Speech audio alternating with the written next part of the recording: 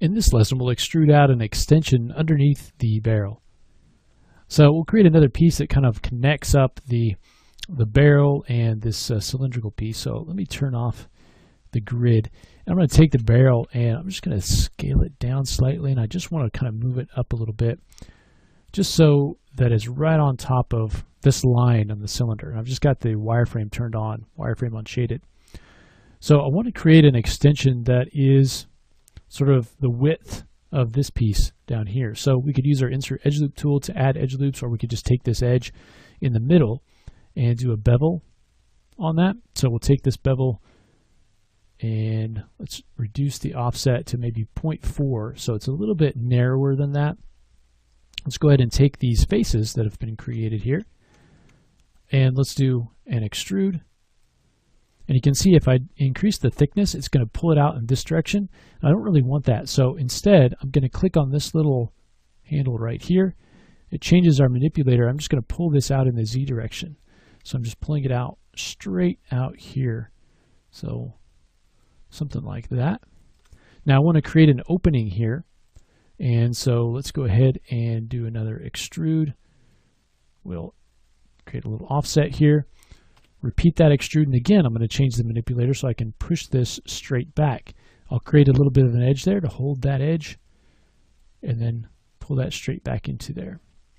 Now to kind of sharpen this up, we can start to add edge loops up here and on the front, so it can start to tighten that up a little bit. We can also tighten up the area where this comes off of the cylinder. And I want to create a few little kind of struts extending out from here and kind of going up into the barrel. So to do that, we need to add some edge loops. So let's go ahead and just use our insert edge loop tool. And let's use multiple edge loops so that we can add all these edge loops at the same time. And let's set this number to maybe 6. We'll go ahead and add our edge loops in there.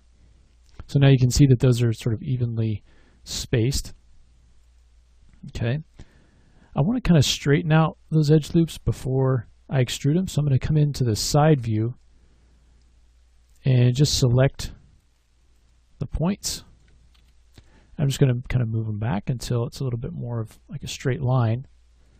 I can do the same thing up here, although it's not strictly necessary. Kind of straighten that up a little bit because you can see it was blended with that angle that occurred over at the side. Now let's select these polygons on the side, and we'll do the same thing over here so that we can do both sides at once. Let's do an extrude, and we'll create a little bit of thickness. G to repeat that, and pull this out a little bit more.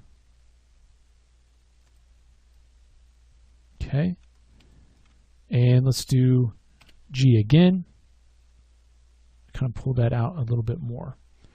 So something like that. Then we'll select these polygons on the top of those little ledges that we built. Let's do another extrude. And let's pull this off of the surface. Okay. And if we want to kind of scale these out, they can kind of connect under that large part of the barrel. Now we can kind of smooth this just by hitting 3 on our keyboard. You can see where that's softened up at the top. We don't need those polygons, and so we can actually delete those. So I can come in here, delete those polygons just on the top. We'll do the same thing down here, just making sure that we don't have anything selected that we don't want. Get rid of those polygons just by hitting delete. You can see we have these sort of struts.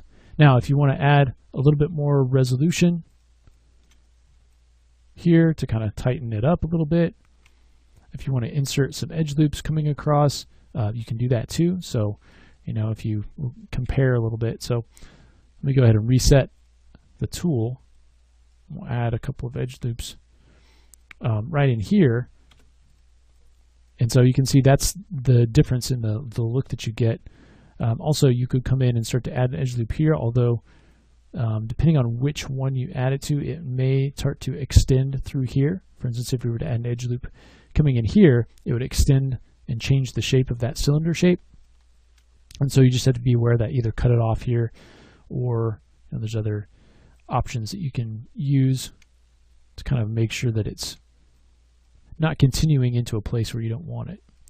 These loops will go all the way to the other side and hook up in the right spot.